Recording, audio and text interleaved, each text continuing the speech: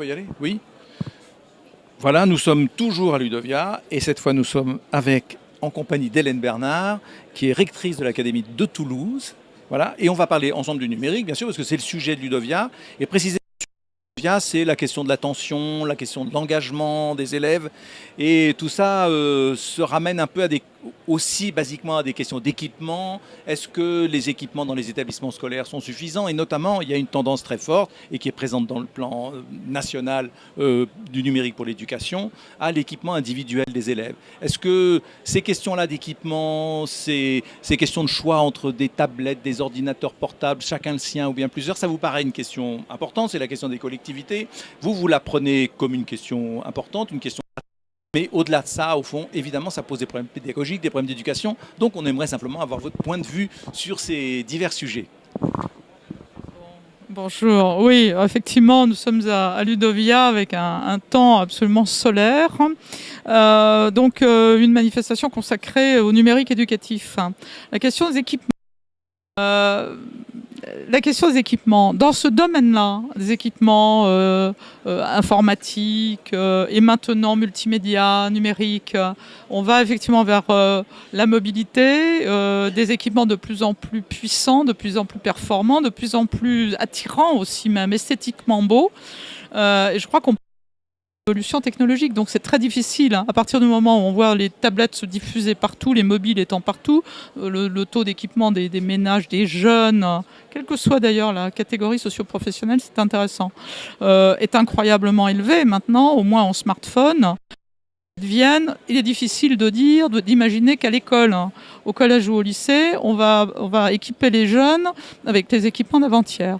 Donc je pense que la question, elle se pose pas. Elle se pose malheureusement, je veux dire, pour les collectivités qui financent, parce que budgétairement, c'est un challenge. Il faut renouveler des parcs d'équipements, alors qu'il y a des configurations qui sont mises en place, les lycées et les collèges, notamment avec un retard pour les écoles qui nous préoccupe tout de même. Et pour les collectivités, ça veut dire qu'il faut suivre effectivement l'évolution technologique, ça veut dire des budgets d'équipement, et ça n'est pas si simple. Donc on peut comprendre que ça se fasse progressivement. Voilà. À part ça, le mobile est très intéressant. D'abord, il y a une puissance, je dirais, de traitement, un agrément d'utilisation sans commune mesure avec ce qu'on avait il y a 10 ans. Donc bien entendu, il faut donner non pas forcément l'ultra dernier cri de la technologie, mais du matériel assez je veux dire, standard, mais d'actualité. Voilà. Donc ça, je crois que ça me paraît normal. Mais il y a un gros effort d'équipement des scolaires, des établissements qui est fait. Et après la décentralisation, l'État s'est mis à décider, avec le plan pour le numérique et puis le PIA, financer des équipements informatique et notamment des tablettes pour soutenir finalement l'introduction du numérique à l'école, spécifiquement sur l'enseignement obligatoire au collège en 5e. Et donc ce plan, finalement, il va un peu à l'encontre des principes de la décentralisation et du partage des compétences.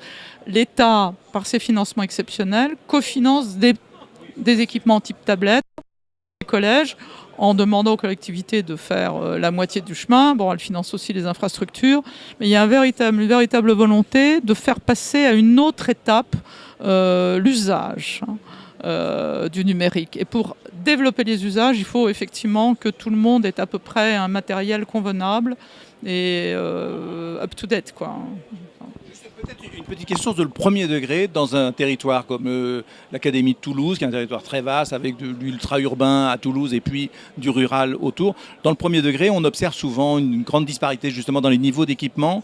Est-ce que sans doute, on ne peut pas dire que le dernier mot a été prononcé, on peut faire des efforts, on peut encourager les communes à améliorer le niveau d'équipement. Le rôle de l'Académie dans cette dynamique-là, quel est-il ?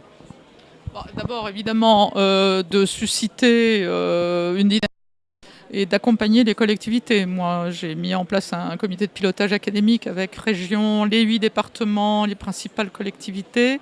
Il y a aussi des syndicats intercommunaux, comme dans l'Aveyron, par exemple, qui ont pris en charge la compétence équipement du numérique, de manière à ce que nous ayons d'abord une véritable dynamique et une relative qu'on maîtrise un peu la dispersion des équipements. Parce que derrière, ça veut dire des complications, des complexités Et pour les collectivités, il vaut mieux passer à la limite des marchés groupés. Mais enfin, je ne vais pas beaucoup plus loin. C'est plus intéressant d'essayer d'avancer ensemble.